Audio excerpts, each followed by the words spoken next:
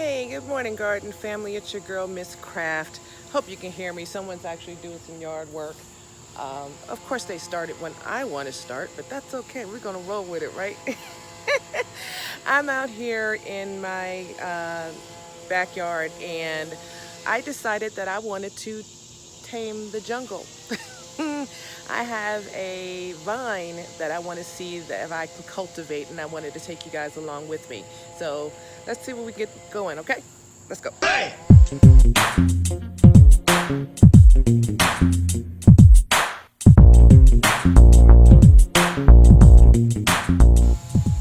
Here's the vine, guys. It is a passion fruit vine.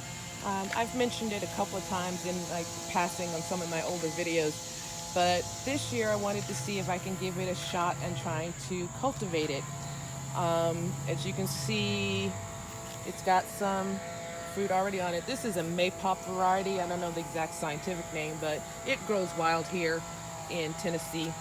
And as you can see, it's wild. It's just made its way over here to my fence finally. So what I want to do, and it's got plenty of flowers and buds, so I know it's a very healthy vine, of course. So we're going to take a cutting of this, and we are going to see if we can get it to root. All right, hang tight. Okay, fam, I've got my vine and I'm ready to rock and roll. So let me bring you down to the table. Let me show you what I'm working with. Hold on. Let's go down here. In fact, let's back it up a little bit so you can really see the table here. All right, I think that's good enough. There we go.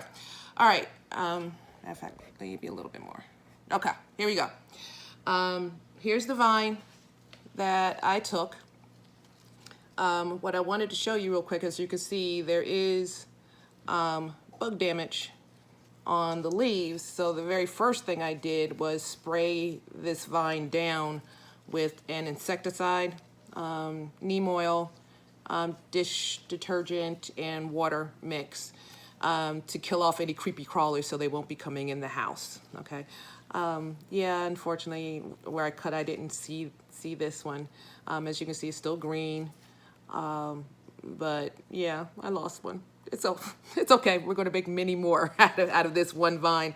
As you can see, it's pretty long, and I'm going to get a lot of cuttings out of here. Anyway, so we got the vine, and it's clean.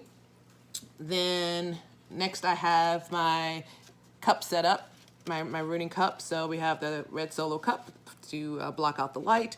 We got our peekaboo cup that Lead Farmer 73 turned us on to, so we can pay attention to the roots. You know, when you get nosy, you want to see it's working, so perfect idea. Thanks, Lead.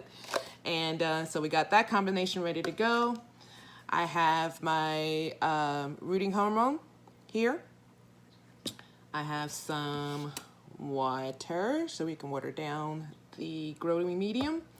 And the growing medium is over here, which is a combination of coco coir, pure light, and vermiculite, with more coco coir and vermiculite than, I'm sorry, more perlite and vermiculite than anything, because you want this to be really airy and really fluffy so the roots don't have to fight to grow. So first thing we're going to do is take the clear cup, which has slits in it already, as you can see. So there's drainage for the water.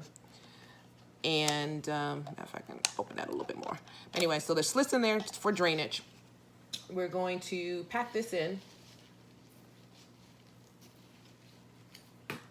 like that, like so. Okay. Then we're going to put it in the red Solo cup, and we're going to water it a little bit.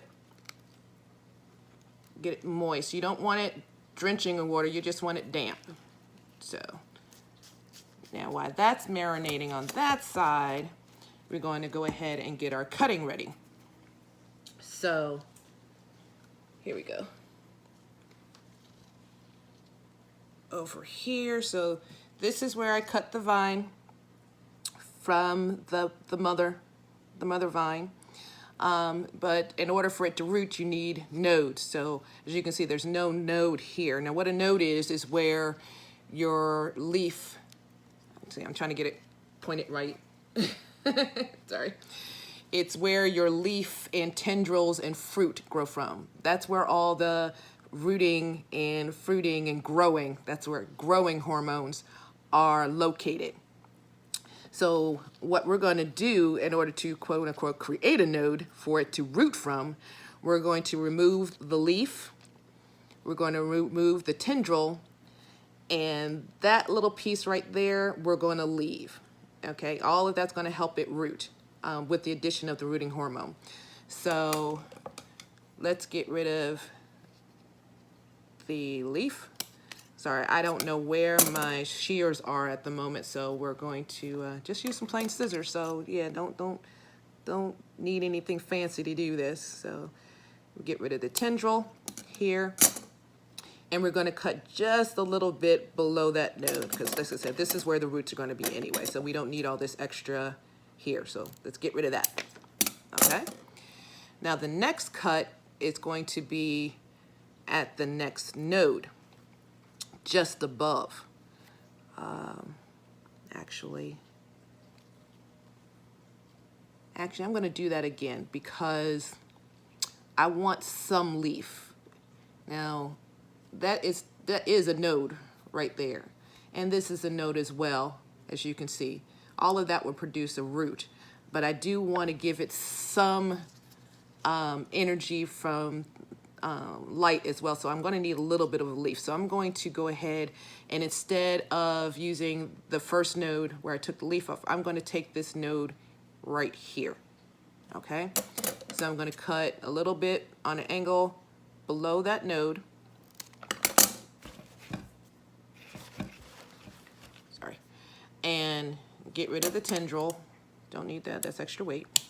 Okay, and then at the leaf here, right, so you got your node here that you've got, then you have your leaf, and then we're going to cut just above that at a nice angle.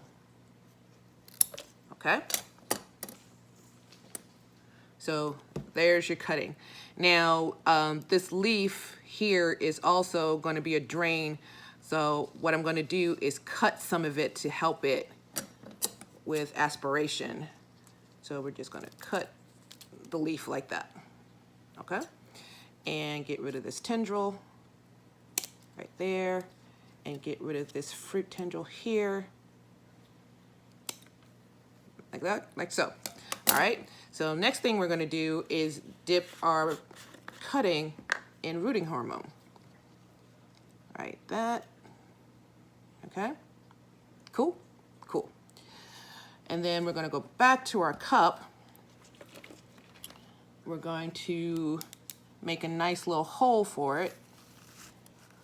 Only thing I could find at the time was my pen, so go there, like that.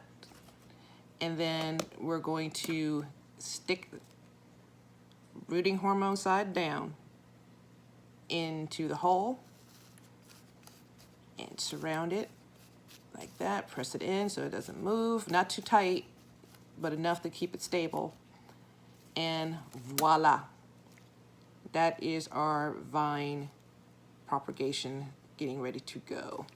So what we're going to do is put this in a shaded area, keep it nice and warm, keep it moist, and hopefully in a week or two we'll start seeing some stuff. Probably about 2 weeks, closer to 2 weeks, we'll probably start seeing some stuff happening in here, and I will let you see how it turns out. But that's it, guys. This is a wild vine getting ready to become domesticated.